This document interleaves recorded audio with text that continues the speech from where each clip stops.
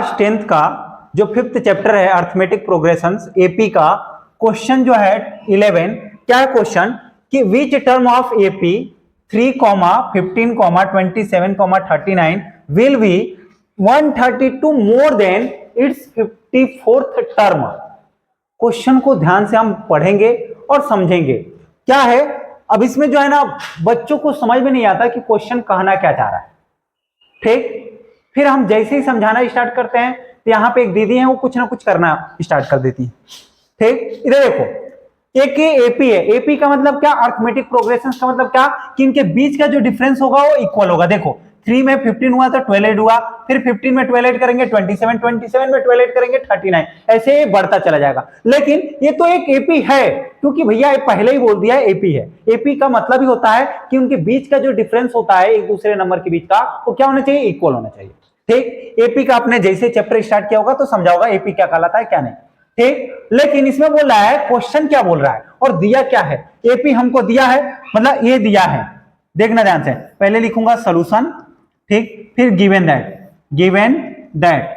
ध्यान देना क्योंकि इसमें ना क्वेश्चन आपको समझ में नहीं आता है और आप सॉल्व फिर लटक जाते हो सॉल्व करने में। देखो क्या दिया है बेटा, ये जो दिया है हम पहले लिख लेते हैं, a = 3, ठीक, कॉमा d = d निकालने के लिए क्या होता है, a2 - a1, a2 15 माइनस का 3 कितना आएगा, 15 माइनस 3 हो जाएगा, कितना आएगा 12, मतलब d कितना आया 12। लेकिन अपने को a d से आगे क्या करना है, पूछ क्या रहा है हमको, क्या इसके यूज भी है कि नहीं है हम देखेंगे। विल बी 132 मोर देन, किसका मोर देन भैया, इट्स 54th टर्म, मतलब 54th टर्म को क्या लिखूंगा, देखो A54 टर्म को लिखूंगा A54 लिखूंगा। बोला कि 54th टर्म का 132 मोर देन क्या होगा, समझ रहा है। तो 54 प्लस 132 ये हमको पूछ रहा है क्या होगा क्या नहीं होगा। तो अपने को पहले क्या करना है, 54 निकालना है, उसके बाद उसमें 132 ऐड करना है। लेकिन ऐड करने के बाद अपने को n की वैल्यू निकालनी है कि विच टर्म, कौन सा टर्म होगा। अपने को देखो पहले इसकी वैल्यूज हम फाइंड करेंगे, उसके बाद हमको फाइंड करना क्या है कि n की वैल्यू, इसमें इसकी जो वैल्यूज आएगा उसमें n जो होगा वो n क्या होगा, इनको 132 ऐड करने के बाद n की वैल्यू फाइंड करना है। ये जो बनेगा वो क्या बनेगा, an, मान लो क्या बन गया, इनको सॉल्व करने लिए तो क्या बन गया an, और an में क्या निकालना है, n निकालना है, n की वैल्यू निकालनी। तो हम कैसे निकालेंगे इसको देखो ध्यान से। पहले A54 टर्म फाइंड करेंगे, कैसे, A54 टर्म क्या होगा बेटा, A54 equal to A plus bracket में 54 माइनस का 1 इंटू डी, है ना। अब ए डी की भी वैल्यू हमको दिया है, पुट कर लो, A54 इक्वल टू ए की वैल्यू 3 प्लस कितना हो जाएगा 53, है ना, 54 माइनस 1 इंटू डी की वैल्यू 12, ठीक। A54 हम डायरेक्ट यहां पे भी वैल्यू पुट कर सकते थे ए और डी की, इक्वल टू क्या, पहले ही ऐड मत कर देना, पहले क्या करेंगे मल्टीप्लाई, तो 3 का 3 प्लस 12 3 जा 36 का 6, 3 कैरी 12 5 जा 60 और 3 63, है ना।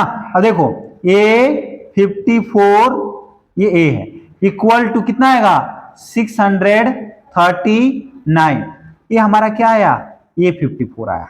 अब अपने को क्वेश्चन में क्या बोला था कि A54 में 132 ऐड करने के बाद कौन सा टर्म बनेगा, which term, question which term. तो मतलब अपने को पहले क्या करना है, ये जो ये 54 वाला टर्म क्या आया 639, हम इसको क्या मान लेंगे, an इक्वल टू 639 प्लस 132। ये 54 में 132 ऐड करने पे कौन सा टर्म बनेगा, तो मान लिए कि जो भी बनेगा वो हमारा an की वैल्यू होगी और n निकाल लेंगे, ठीक। अब देखो इसमें 132 ऐड करूंगा, ठीक ना, कितना आएगा बेटा, an equal to last term क्या आया हमारा, ऐड करो 11 का 1 कैरी 1, 9 और 2 11 का 1 कैरी 1, 3 और 3 6 और 1 7 और 6 और 1 7। ये हम मान लिए कि अगर हम A54 में वाले टर्म में 132 ऐड कर रहे हैं तो कितना वो लास्ट टर्म बन रहा है और क्या आ रहा है 771। अब हम यहां से क्या निकालना है कि ये कौन सा टर्म है। हमको तो पता है कि लास्ट टर्म है, लेकिन लास्ट टर्म कौन सा टर्म है। हम क्या करेंगे एन की आइडेंटिटीज लगाएंगे। इसके पहले भी एन की आइडेंटिटीज हमने कुछ किया है। सारे क्वेश्चन में हम एन का ही आइडेंटिटीज अप्लाई कर रहे हैं। तो एन की आइडेंटिटीज क्या होती है बेटा, ए प्लस ब्रैकेट में n minus 1 into D equal to क्या मान लूंगा 771। एन की जगह पे लिख सकता हूं। हाँ ठीक। अब देखो ए की भी वैल्यू पता है, डी की भी वैल्यू पता है, एन की वैल्यू हमको नहीं पता। ए की वैल्यू पुट करूंगा, क्या है 3 प्लस ब्रैकेट में n माइनस 1, डी की वैल्यू 12 इक्वल टू 771। अब ध्यान देना, हमने पहले ही क्या करूंगा, पहले इसको 12 को उधर नहीं भेजूंगा, पहले किसको भेजूंगा 3 को।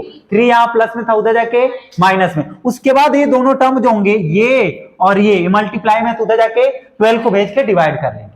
पहले ये गलती मत करना कि 12 को भेज देना, ये गलती मत करना बेटा। ठीक, तो ध्यान देना, पहले हम प्लस वाले को भेज सकते हैं उधर, तो ये ऐसे किए इंटू 12 किए इक्वल टू 771 माइनस का 3 हो जाएगा, प्लस में 3 था माइनस का 3, और फिर ये क्या आ जाएगा 3 मतलब 11 में से 3 गया तो 8, 8 11 माइनस 3 8 कर रही है 9।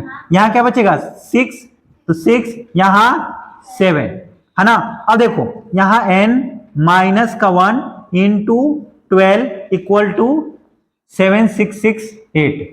इतने में ही आंसर हम बताएंगे। देखो ध्यान से, अब 12 को क्या करूंगा मल्टीप्लाई में, उधर जाके डिवाइड में, n माइनस का 1 ब्रैकेट में, या ब्रैकेट हटा दो कोई दिक्कत नहीं है क्योंकि अब कोई टर्म रह ही नहीं गया, 768 अपॉन में 12 से डिवाइड हो जाएगा, 12 6 जा 72, 12 6 जा 72, 12 से डायरेक्ट हट रहा हूं। देखो 12 6 जा होता है 72 और कितना बचेगा 4 बचेगा, 4 8 48, तो 12 4 जा 48, कितना आया 64।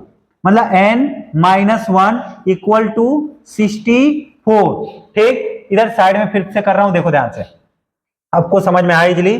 ठीक, तो n इक्वल टू क्या हो जाएगा 64 प्लस का 1, n इक्वल टू 65। अपने को जो हमारा वो A54th टर्म में, मतलब 54th टर्म में यदि 132 ऐड कर रहे हैं तो कौन सा टर्म बनेगा 65 वाला टर्म। हमको A54th टर्म में 132 ऐड कर रहे हैं तो डायरेक्ट कौन सा टर्म बन जा रहा है 65 वाला टर्म। समझा रहा है। बस यही क्वेश्चन अपने को पूछा था कि यदि 54th टर्म में 132 ऐड कर रहे हैं तो कौन सा टर्म बनेगा। हमने मान लिया कि वो an वाला टर्म बनेगा, और an की फिर हमने 54th टर्म निकाला, फिर हमारा an की वैल्यू निकाली कि जो हमारा टर्म बन रहा है वो क्या बन रहा है, और फिर an के फार्मूले से n की वैल्यूज निकाल दी। क्वेश्चन अगर समझ में आ गया हो तो वीडियो को लाइक कर दे, चैनल को सब्सक्राइब कर दे, शेयर कर देंगे तो और अच्छी बात है। धन्यवाद।